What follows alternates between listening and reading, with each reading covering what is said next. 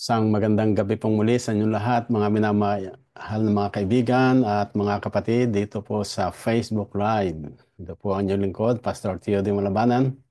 Dito po sa aking programa ng The Message of Hope at ang lahat po ay malugod kong tinatanggap at inaanyahan ng bawat isa na samantalang tayo makikinig ng mensahe ng ating Panginoon ay pwede rin ninyong i-share ang link na ito sa inyong mga kaibigan, sa inyong Facebook account upang lahat ng pwedeng manood nito ay makinabang at sama-sama tayong pagpapalain ng ating Panginoon. Muli po, isang pagbati mula sa inyong lingkod kasama ng aking pamilya dito sa Vancouver, Canada ay pambuong sanlibutan kung aking ibinibigay ang pabalitang ito saan man kayo naroroon. At welcome po ang bawat isa. At kung kayo po ay mayroong mga katanungan o kaya ay prayer request, ay pwede po ninyong i-message dito sa akin, dito sa comment section, dito sa Facebook Live. And then, pamaya po after ng ating programa ay bago po tayo magtapos ay ating isasama sa prayer.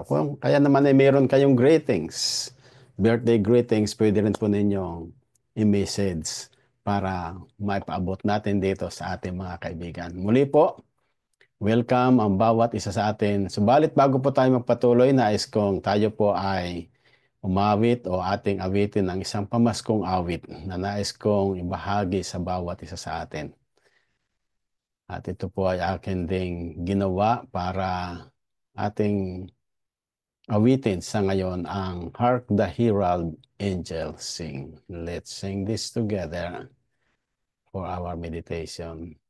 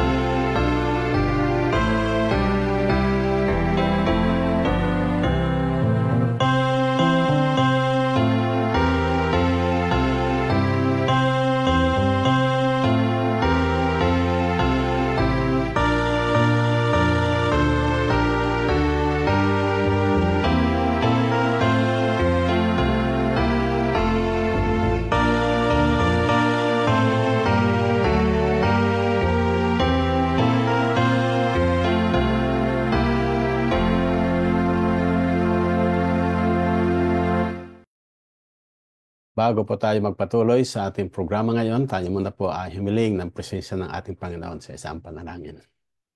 Mahal naming Diyos, sa mabanan naming makapangyarihan sa lahat, isang kagalakan po muli sa inyong lingkod ang sa oras na ito ay makapagbahagi ng inyong mensahe ng pag-asa sa aming mga kaibigan dito sa Facebook Live o later on ay doon sa manonood sa YouTube.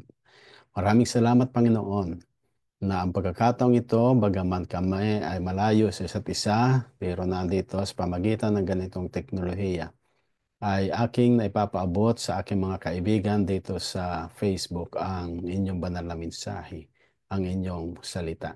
At aking inihiling ang inyong pakikisama, ang sa naming maranasan sa oras na ito, tanggapin namin ang inyong inilaang pagpapala. At upang kung magkaganoon, manatili kami na namumuhay sa pagtatapat at paglilingkod sa inyo hanggang sa kayo dumating. Maraming salamat sa inyong presensya na aming mararanasan sa ngayon. Sa pangalan ng Panginoong Hesus. Amen. Muli mga minamahal na mga kaibigan, welcome dito sa ating The Message of Hope. Ito po ang inyong lingkod, Pastor Theo de Malabanan, dito po from Vancouver, Canada. Sa oras nito ay nais kong ibahagi po sa inyo ang isang mahalagang topic na kung saan ay magbibigay inspirasyon sa bawat isa sa atin. At dito po sa topic na ito na kung saan ating titingnan po yung nakalipas. Like this, last week atin pong iniresume itong The Message of Hope. At aking ibinigay po sa inyo last week itong topic na God's Covenant of Blessings. At dito po sa Covenant ng Blessings o yung tipanan ng pagpapala ng ating Panginoon, ay nakita po natin doon sa Deuteronomy 28 verses 1 to 13 ang mga ilang bagay sa mga tekstong ito na napapaloob yung pagpapala ng ating Panginoon at kung ating tatanggapin, ito'y ating tatanggapin kung malugod natin susundin ang kanyang kalooban. At dito po ibinigay sa atin yung the covenant God made with Israel and also with us. It includes many blessings, just like this in verse 3, blessed be the city where you live.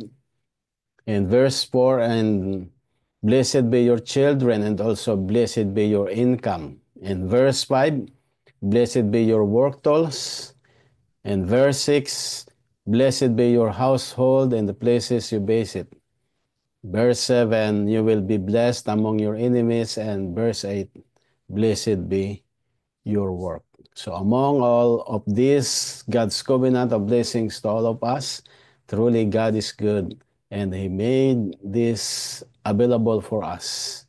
These blessings, ito yung pakikipagtipan niya na ipagkakalob sa atin yung mga bagay na ito sa isang kondisyon do sa ating pinag-aralan kung malugod natin siyang susundin ang kanyang kalooban. Kikilalanin natin siya bilang siyang Diyos ng ating buhay. Ngayon man po ay nais kong ibahagi sa atin ang isang pag-aaral na aking pinamagatan itong Seeing the Invisible. Yun pong makita natin kung ano yung invisible o yung isang bagay na hindi natin makita. Paano po kaya yun mangyayari? Katulad ng tinatawag nating UFO dito sa Himpapawid. Nasabi ng ibang mga tao ay ito raw ay nakita nila na mayroong alien na laman yung UFO na yon, yung unidentified flying object. Pero paano nga nila nakita yon kung ito ay unidentified na naandoon sa taas at paano nila mapapatunayan? Maaring sabihin nila sa isang bagay na ganoon na mayroon silang napansin o nakita sa himpapawid na hindi nila ma-identify, subalit dito idinidin sa atin ang isang bagay na ating kilalanin. Base po dito sa picture na ito. Ano po ang pwede ninyong ma-identify dito sa screen? In the right part, maaaring makita po natin dito, mayroong isang babae na doon sa may puno. Maraming puno. Pero yung liwanag ay nagsisimbolo na parang mayroong cross na naisidiin. Doon naman sa isa ay parang yung nahawing tubig o ilog at siya ay lumalakad doon sa tuyong lupa na ating isasalarawan katulad nung sa panahon ni Moises when they crossed the Red Sea. Parang ganon, ating sinasalarawan. Subalit dito po ay aking naisidiin, paano po ba natin makikita yung isang bagay na invisible? Ating tunghayan po ang isang sulat na ito'y ating napag-aralan din at na tunghayan dito sa Aklat ng Juan doon sa mga nag-aral ng ating quarterly lessons. Previous weeks, ating pinag-aralan ito. Nang sabi doon ay walang taong nakakakita o nakakita kailanman sa Diyos. Ang bugtong na anak na nasinapupunan ng Ama, siya ang nagpakilala sa Kanya. Kung ating titingnan dito mga kapatid at ating papansinin ay kung walang taong nakakita sa Diyos, paano natin mapapatunayan nga naman na mayroong Diyos? Napansin po ba ninyo yun? Maraming mga tao na kung saan ay kung tawagin natin ay atheist. They don't believe in God because for them, to see is to believe. Makita lang nila, saka sila maniniwala. Ay ang Diyos, hindi natin nakita. Ang sabi nga ni Apostol Juan ay walang taong sinuman na nakakita sa Diyos. Subalit sa pamagitan ng bugtong na anak, sa pamagitan ng ating Panginoong Hesus, ay nahayag ang likas ng Ama, ang likas ng Diyos. Sa paanong pamaraan po natin makikita ang bagay na ito na waring invisible sa bawat isa sa atin. Tunghayan po natin yung isang pasabi pa rin na ito'y atin ding napag-aralan doon sa Aklat ng Juan, Kapitulo 20, talatang 27 at hanggang 29 ay dinidiin po dito ang mga pasabing ganito. Nang magkagayo sinabi niya kay Tomas, idaiti mo rito ang iyong daliri at tingnan mo ang aking mga kamay. At idaiti mo rito ang iyong kamay at isuot mo siya sa aking tagiliran. At huwag kang di mapanampalatayahin, kundi mapanampalatayahin. Sumagot si Tomas at sa kanya sinabi, Panginoon ko at Diyos ko. Ano po ang background ng talatang ito na idinidiin sa atin? Nang samantalang ang ating Panginoong Hesus pagkatapos na siya mamatay at mabuhay na maguli, pagkalipas ng 7 araw ay nagpakita siya sa mga alagad, subalit wala doon si Tomas. And then, nung kinabukasan, nung 8 araw, kasi sinabi ng mga alagad, dumating ang ating Panginoong Hesus. Hindi siya naniwala.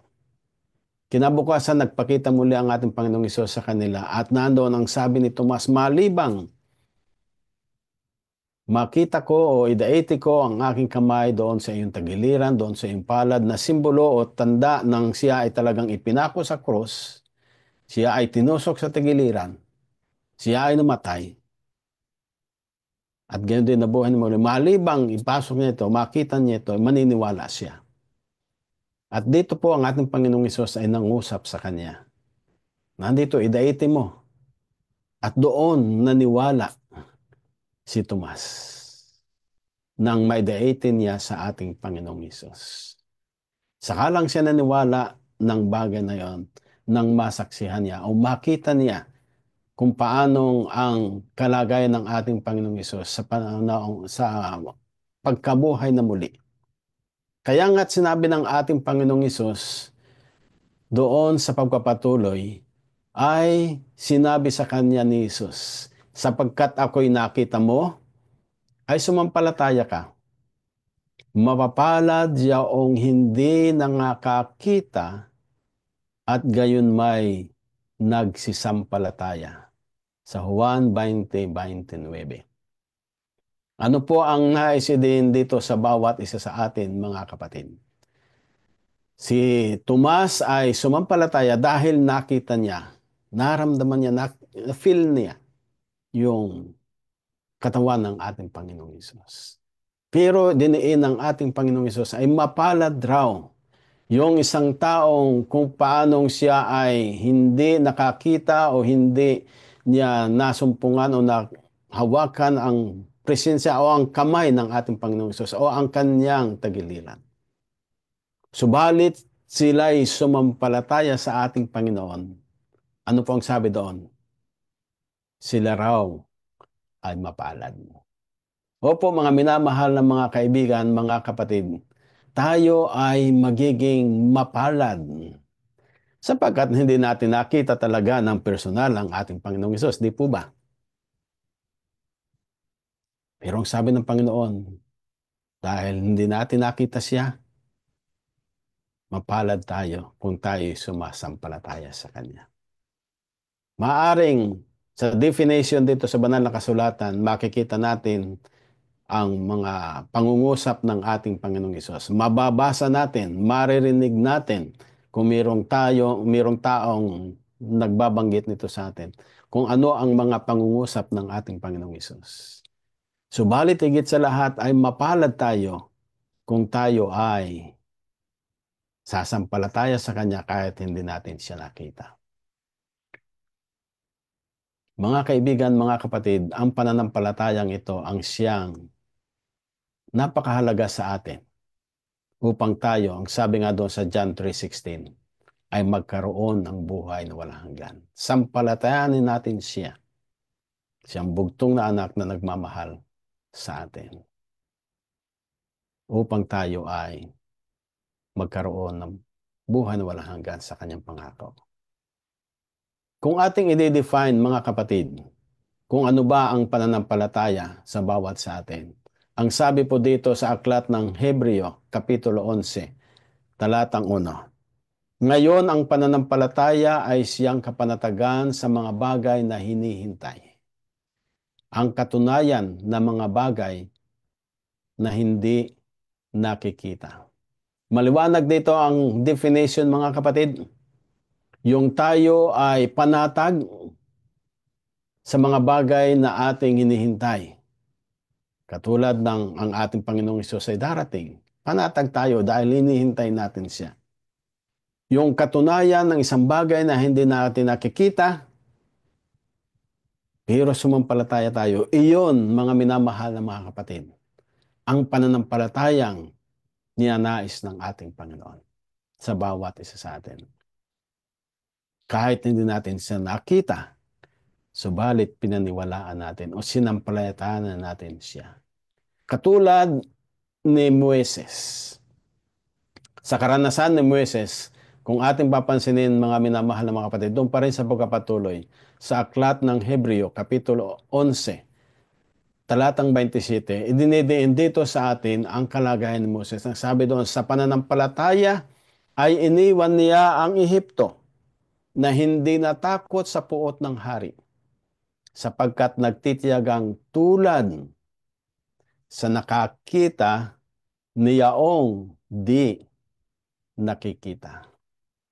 Maliwanag dito, mga minamahal na mga kapatid, itong si Moises.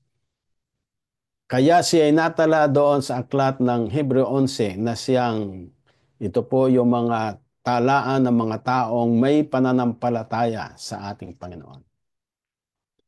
Nabagaman si Moises ay naandun sa Ehipto na siya ay mayroong karapatan na maging isa sa paraon, isa sa hari doon sa Ehipto. Pero pananampalataya niya sa ating Panginoong Diyos ay iniwan niya yung palasyo.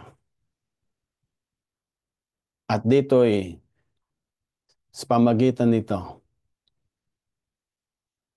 inaring ganap siya ng ating Panginoon. Na kung papansinin, mga kapatid natin, yung background ng talatang ito, na ang sabi doon sa pagpapatuloy, doon sa verse 24, yung background ng 27. Sa pananampalataya ng lumaki na si Moises, ay tumangging siya'y tawaging anak ng anak na babae ni Paraon. So tinanggi niya. Dahil sa alam niya na kung siya mananatili doon sa Ehipto, hindi yun ang kaluguran ng Diyos.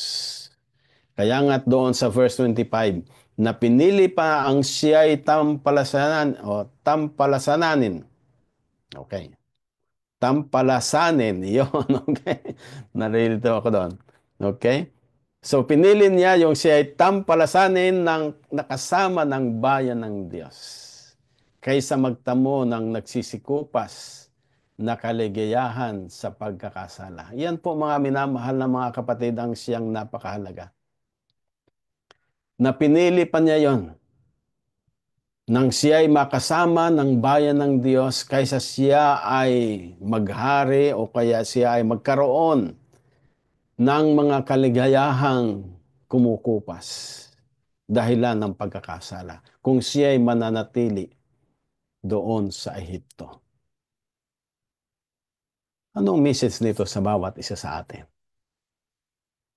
Maaring ang sanlibutan ito ay mayroong iniaalok sa atin na mga kayamanan o kaginhawahan o kaligayahan, pero pansamantala lamang at ito'y kumukupas. Talikdan natin ito mga kapatid. Iwanan natin katulad ni Moises. Time will come na ang sanlibutan ito ay matatapos.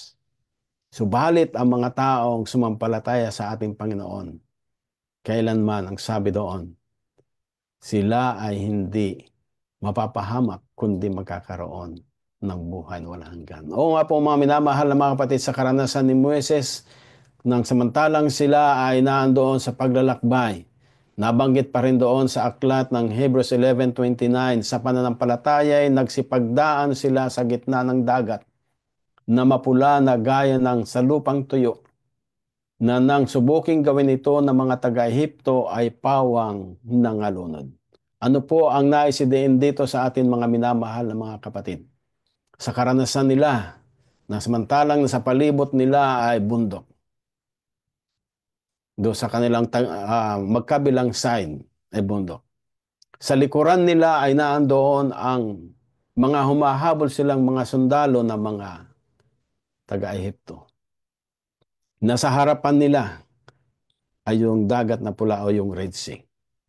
Subalit sumampalataya si Moises na pamagitan ng command ng ating Panginoon na ang tungkod niya ay nandoon ilagay sa kanyang unahan na hawi. Sa atin po na nakakita ng pelikula ng The Ten Commandments, parang realistic di po ba sa atin? Nakita natin sila ay tumawid doon sa tuyong lupa sa dagat na pula. Nahati ito.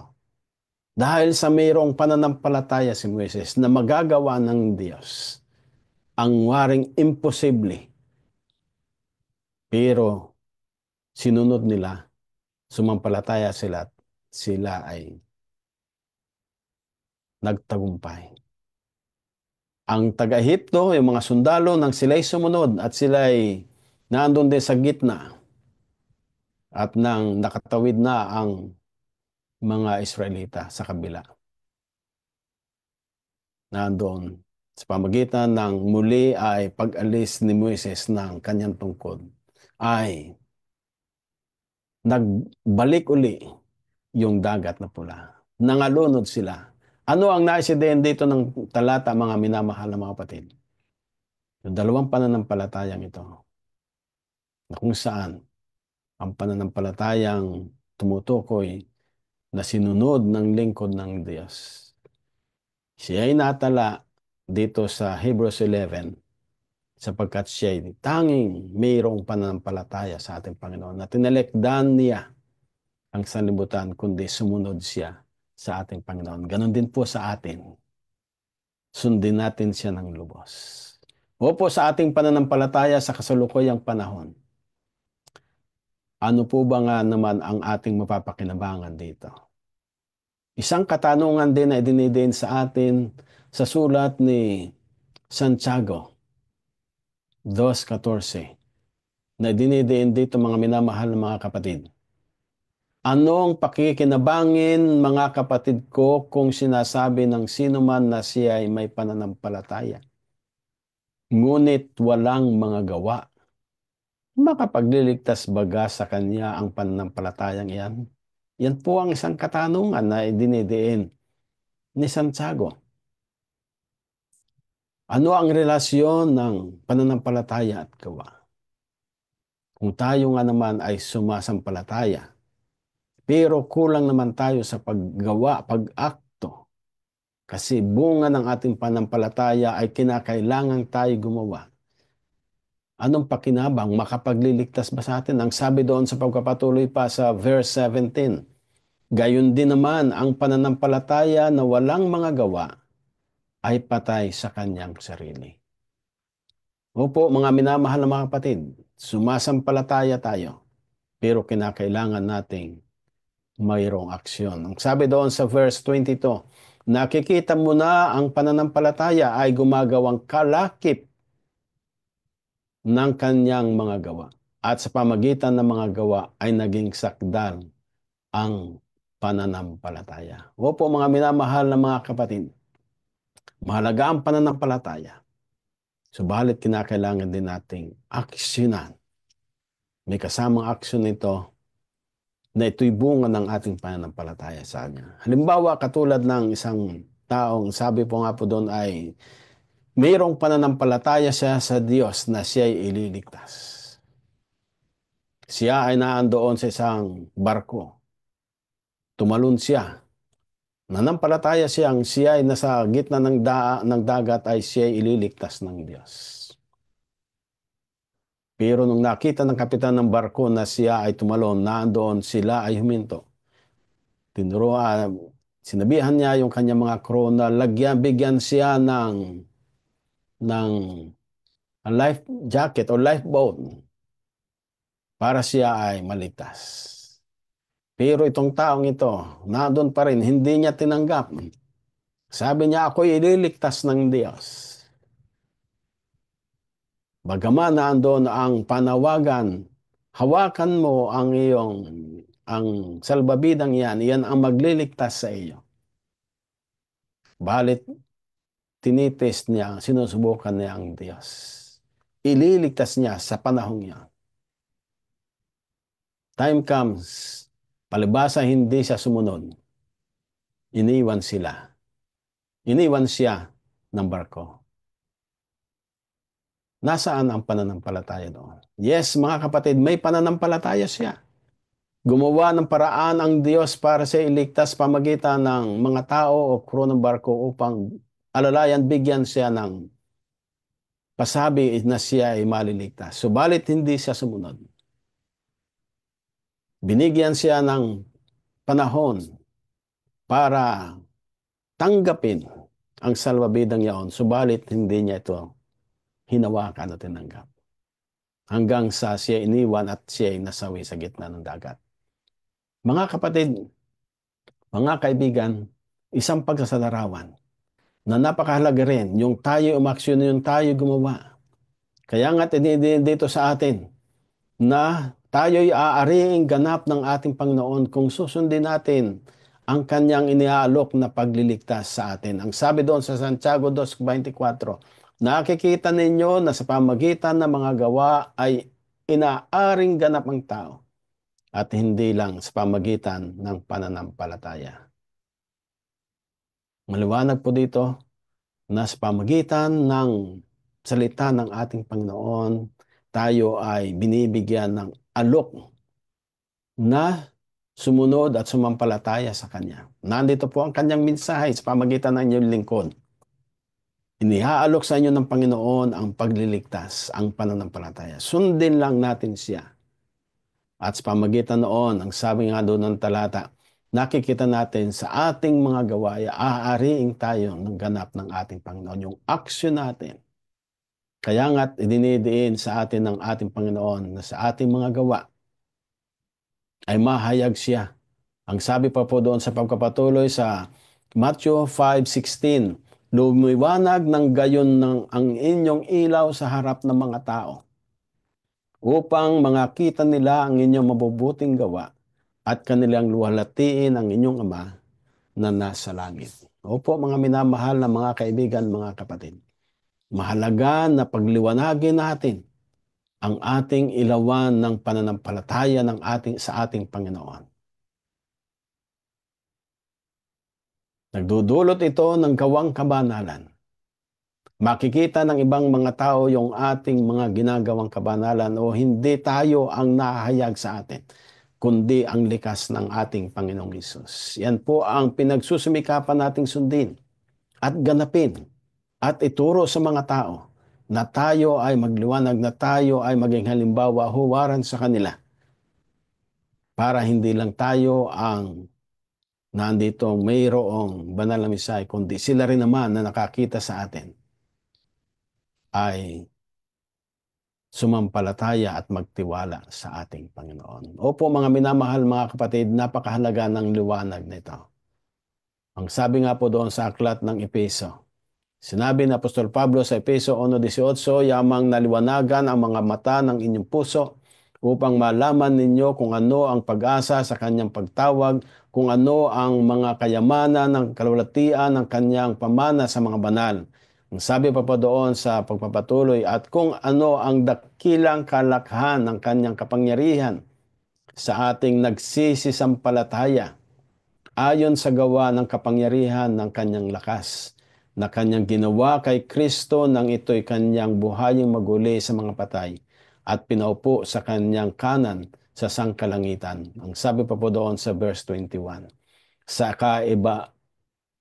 sa kaiba-ibabawan ng lahat ng pamunuan at pamahalaan at kapangyarihan at pagkasakop at sa bawat pangalan na pinangungusap, hindi lamang sa sanlibutan ito, kundi naman sa darating. Opo, mga minamahal na mga kapatid, samantalang tayo naliwanagan ng kanyang kalwalatian, naliwanagan ng kanyang mga katuruan, nagsisampalataya tayo, gawin natin ito sa pamagitan ng kapangyarihan ng ating Panginoong Diyos.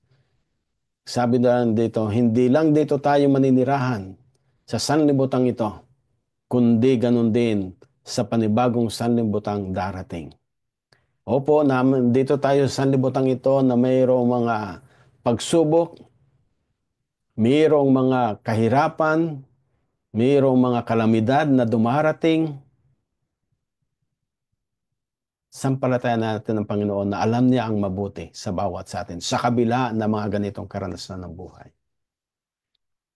Isa pa rin sa sinasabi ng ating Panginoon ng kanyang lingkod, sa Pablo doon sa kay Timoteo, sa 2 Timothy chapter 2 verses 12 and 13.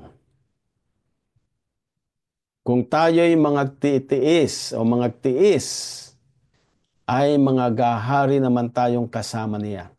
Kung ang ating ikaila siya, ay ikakaila naman niya tayo. Kung tayo'y hindi mga tapat, siya'y nananatiling tapat, sapagkat hindi makapagkakaila sa kanyang sarili.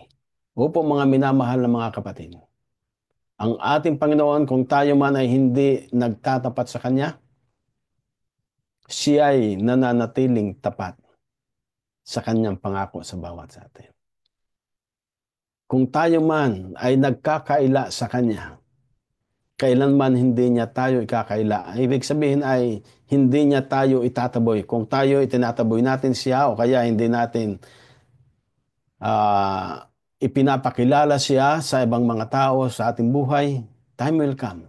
Hindi rin niya tayo ipapakilala sa Ama. So dapat nahandon, tanggapin natin siya at huwag natin siyang ikaila. Siya ay tapat sa kanyang pangako. Hindi lamang tayo dito mamumuhay, kundi ganun din sa buhay na walang hanggan. Opo mga minamahal na mga kapatid, sa mga pasabing ito ng isa pang talata sa aklat ng Pilipos na dinidiin sa atin, Kapitulo 3, talatang 10. Upang makilala ko siya at ang kapangyarihan ng kanyang pagkabuhay na maguli at ang pakikisama ng kanyang mga kahirapan, na ako'y natutulad sa kanyang pagkamatay. Opo mga kapatid, mahalagang malaman natin ito, na sa kabila ng mayroon tayong mga karanasan ng buhay, maging ito'y mapait o masaya o anuman ang ating karanasan. Kung tayo na sa kalungkutan, kahirapan, pagsubok, naranasan ito ng ating Panginoong Hesus. na kinakailangan din namang maranasan natin at madalisay ang ating pananampalataya sa Kanya. Nawari bang katulad ng isang ginto, para mapatunayan siyang ginto ay siya ay nararapat na dumaan sa pagsubok ng apoy. Ganon din, dinadalisay ang ating pananampalataya sa pagsubok ng mga kung anumang ating nararanasan sa ngayon. Pero ang sabi dito, samantalang ito nararanasan natin, wari bang nararanasan din natin ang kahirapan hanggang sa kamatayan ng ating Panginoong Hesus. So po mga minamahal na mga kapatid, sa mga bagay na ito nakikita natin, anuman ang ating kahirapan, mga pagsubok sa buhay, alalahanin natin ang sabi pa ni Apostol Pablo sa aklat ng Roma 8:31. Ano ang ating sasabihin sa mga bagay na ito? Kung ang Diyos ay kakampi natin, sino ang laban sa atin? Opo mga minamahal na mga kapatid, ang Diyos ang kakampi natin sa bawat sandali ng ating karanasan ng buhay. Siya ang tutulong sa atin. Siya ang aalalay sa atin upang magkaroon tayo ng buhay na kanyang pangako.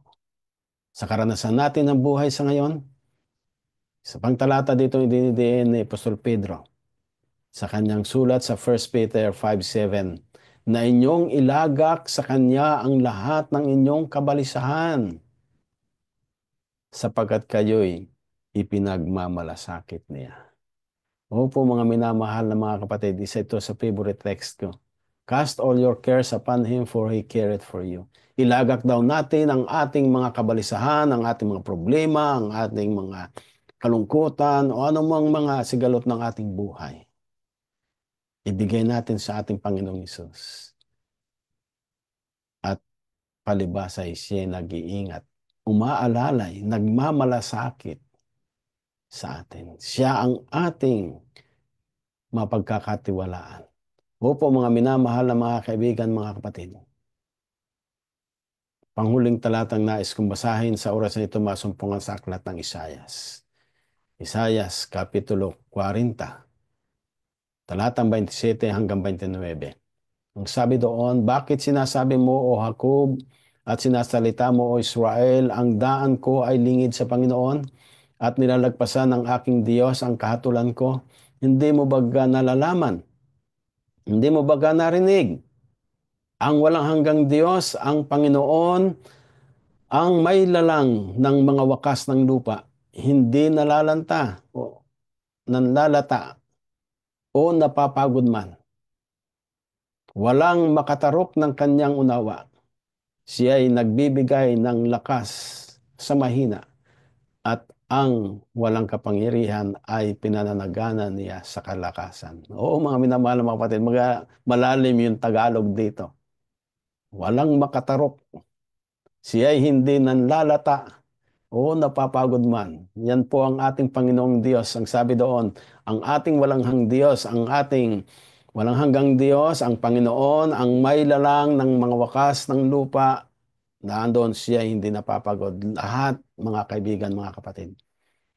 Binibigyan niya tayo ng kapangyarihan at ng kalakasan. Magtiwala lamang tayo sa Kanya. Sundin natin siya. Ito po ang banal na mensahe ng Diyos sa atin sa oras na ito. Tunay na napakabuti niya. At nais kong i-close ang ating pag-aaral ngayong gabi sa sulat ng lingkod ng Diyos sa Ellen White, ni Ellen White sa Gospel Workers, page 263. Sa salitang Ingles, ang sabi po doon, Jesus does not call us to follow Him and then forsake us. If we surrender our lives to His service, we can never be placed in a position for which God has not made provision. Ang sabi doon, hindi raw po tayo tinawagan ng ating Panginoong Hesus na tayo sumunod sa Kanya pero kakalimutan niya. Hindi po. Nandun siya ay patuloy na nananawagan sa inyo at sa akin, sa ating lahat.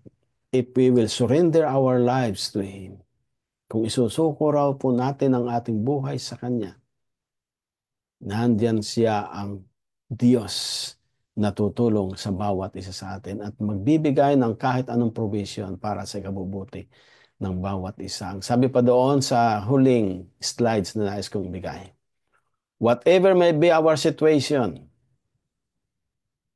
we have a guide to direct our way. Whatever our perplexities, we have a sure counselor. Whatever our sorrow, bereavement, or loneliness, we have a sympathizing friend. Opo mga minamahal na mga kapatid, kung ano raw po ang ating sitwasyon sa ngayon, mayroong dakilang guide tayo. Tagapanguna. Capital G po yung guide. Hindi po ba? Ang ating Panginoong Hesus ang tinutukoy nito na siyang mangunguna sa ating mga daan. Kung ano man ang mga nagpapasikip po tayo, mayroong damdaming mahirap para sa atin. Ang sabi doon, mayroon tayong counselor o tagapayo na kung tayo man ay mayroong kalungkutan, mayroong mga kahirapan, pagsubok o kalungkutan na dumarating, mga pagdadalamhati, mayroong Diyos na nagmamahal sa atin. Mayroong sympathizing friend tayo. Walang iba kundi ang ating Panginoong Hesus. Opo mga minamahal na mga kapatid, aking ibinigay ang bagay na ito pero nakalimutan kong i-share. Ito pala yung panguling aking binanggit. Nakalimutan kong i-click yung share. Ang sabi doon, Jesus does not call us to follow Him and then forsake us if we surrender our lives to His service. If we can never be placed in a position for which God has not made provision, whatever may be our situation, we have a guide to direct our way. Whatever our perplexities, we have a sure counselor. Whatever our sorrow, bereavement, or loneliness, we have a sympathizing friend. Sa Gospel Workers, page 263. O mga minamahal na mga kapatid, yun po yung panghuling message slide na nais kong ibigay sa atin sa gabing ito. Ito po ang banal na mensahe ng pag-asa ng ating Panginoon sa inyo at sa akin. Sa ating lahat, saan man kayo naroroon, nais kong batiin itong mga nagsisipakinig na nakatala dito. Ang aking author, si Pastor Leto. Ang aking pamangkin, si Sini Pisigan, si Auntie Remy Ortiz, si Sister Beverly Mindoro. Thank you, Sister Beverly. And also, Sister Eden Olarte. Thank you, Sister Eden, for watching. You can share this also to your family, to every one of us. Maaring ang inyong mga names ay hindi nakatala dito, pero kayo ay nanonood. Katulad po ng nakalipas ay kakunti ang nakatala, pero nasa mahigit 50 plus yung nandoong on the spot na nanonood. So, I don't know this time kung ilan man yung nanonood, saan man kayo naroon, ay mangyari nawa na mensaheng ito ng pabalitan ng ating Panginoon ay maging patuloy na inspirasyon ng bawat isa sa atin. Again po, nandito po ang inyong lingkod kung kayo po mayroong katanungan o pagbati o mayroong kayong prayer request, tawagan nyo lang po ako dito sa mga naandito. O kaya kahit saan man kayo naroon doon, through messenger, pwede po ninyo ako makontak. At kayo po ay aking idadalangin. Naalala ko noong mga nakalipas na taon na tayo po mayroong ganitong message of hope program. Yung mga kaibigan ko dyan sa Pilipinas, tinatawagan ako para magkaroon kami ng prayer. So nagpipray kami through messenger. Habang libre po ang tawag. Hindi katulad nung unang panahon na napakamahal ng tawag nung unang dating ko dito para lang makatawag sa Pilipinas ay bibili pa ng load. Ngayon na hindi na, through messenger. Tawagan lang po ninyo ako saan man kayo naroon. At nandito handa akong maglingkod sa bawat isa sa atin. Okay po, bago po tayo magtapos, ay nais kong ating awitin ito. Bagaman tayo ay nasa panahon ganito, okay, alatin ko yung aking share. Aking isi-share yung isang music. Ang sabi po dito sa ating music ay samantalang tayo ay nasa panahon ng Kapaskuhan, ay ating awitin ang awit na ito ng aking ginawa rin na pwede nating tingnan sa Facebook o kaya sa YouTube. Ang Silent Night, Holy Night. Pakinggan po natin ito.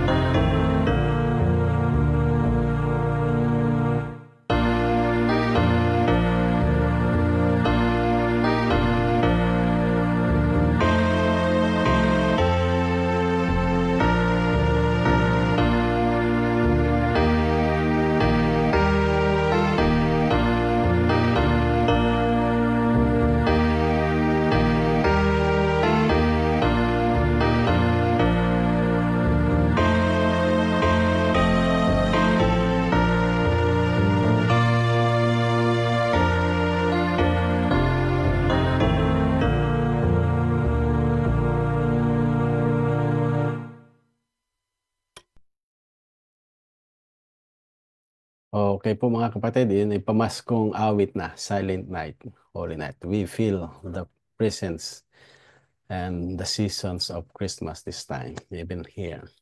So to all of us, my dear brethren, before we close our program, may we all invite every one of you wherever you are. Let us pray. Mahal naming Diyos, mabanal namin makapangyarihan sa lahat. Maraming salamat po sa inyong pag-ibig sa amin, pagkakalob sa amin ng banal na mensahe ng pag-asa. Aming nakita at nasumpungan napakahalaga ng aming pananampalataya sa inyo. Kinakailangan din po, Panginoon, ang aksyon sa aming buhay. Kami ay tumanggap sa inyo. Tanggapin namin kayo bilang personal naming tagapagligtas. Mahal naming Diyos, sa oras na nais kong idalangin, naway ang aming mga napag-aralan ay matanim sa aming puso't kaisipan. Magdulot ito sa amin ng gawang kabanalan. Manatili kami na tawagin inyong mga anak upang sa inyo malapit ang pagdating, sama-sama kami na manirahan doon sa langit na bayang inyong pangako. Sa oras nito, Panginoon, aking iniadalangin ang mga kaibigan namin, mga kapatid na nagsisipakinig ng inyong pabalita saan man sila naroon sa ngayon. Mga taong nandito sa Facebook Live at ganun din sa mga manonood sa YouTube. Mangyari nawa ang inyong presensya, ang kanilang maranasan, ang inyong pagkakaloob ng kaligtasan at pagpapala ang kanilang tanggapin. Opo, mga mahal namin Panginoon, na sa nagtatapos na sanlibutan ito ay maraming mga pagsubok na dumarating at kahirapan ng buhay. malampasan po nawa namin ito, Panginoon. Manapay patuloy kami na mamuhay sa pagtatapat sa inyo at paglilingkod hanggang sa kayo dumating. Tanggapin namin ang kapangyarihan ng Banal na Espiritu magkakalob sa amin ng pagtatagumpay. Nandito, Panginoon, ang isa rin sa kahilingan ni Auntie Remy patungkol sa kanyang anak na si Brother Danny Fabia. Kayo, Panginoon, nakakaalam ng kanyang karamdaman siya sa ospital. Pagkalob sa kanya, Panginoon, ang kagalingan na kanyang inihiling, kalakasan ng pangatawan. Ganon din sa ibang mga kaibigan namin na mayroong mga pagbati, karawan, at anibersaryo ng kanilang kasal o pagtanggap sa inyo. Naway patuloy niyo sila, Panginoong, pagpalain, palakasin ang pananampalataya na kung paanong sa mga nakalipas na panahon ay kanilang naranasan ng inyong pag-ibig at pagkalinga. Ganon din ay pagkaloob sa kanila. Sa nalalapit din kaarawan ni Kuya Juni, sa Sabado ay inyong pagkaloob din sa kanya. Kung paanong siya inyong iningatan at pinagpala sa mga nakalipas na panahon ay maranasan din niya muli ang mga bagay na ito kasama ng kanyang pamilya. Sa iba pa namin mga kapamilya na mayroong mga kaarawan at din sa kanilang anibersaryo, sa aming mga kapatiran, pagkalob din niyo, Sir Panginoon, ang panibagong buhay at pagpapala sa mga taong darating.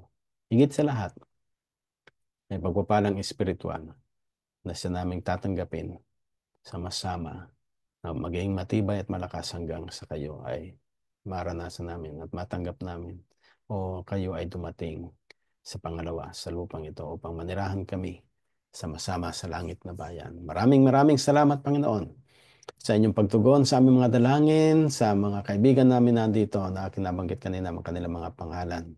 At sa panghuling natala, nandun din si Brother Fermin Maligaya. Ay pagkaloob sa kanila, Panginoon, sa iba pang mga nabanggit ko kanina nagsisipakinig. At ang inyong biyaya maranasan din nila at pagpapala. Ang mensahe ng pag-asa mula sa aming Panginoon ang managana sa bawat isa sa amin mula ngayon at magpakailanman, na ito po ang aming hiling. Sa pangalan ng Panginoong Hesus. Amen. Amen. Mga minamahal na mga kapatid, mga kaibigan, maraming salamat sa inyong panunood at pakikinig dito sa aking programa o sa ating programa, ang The Message of Hope. Doon sa lahat ng mga nandito na basa ko na kanina, maraming salamat sa inyong pakikinig. I-share nyo lang po ang link na ito upang kung magkaganon ay sama-sama tayong makakinig ng kompleto ng ating programa. Sabi ko dito, The Message of Hope. Thank you very much for watching and sharing the link to your family and friends. See you again next week at the same time, 11:30 here in Vancouver time, and also in our home place, hometown, our home country, the Philippines. It's 11:30 Friday.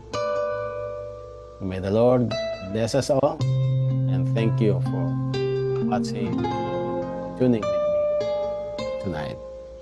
Happy Thursday or Friday to everyone, and God be with you, and God bless you all. Have a good night. Bye-bye.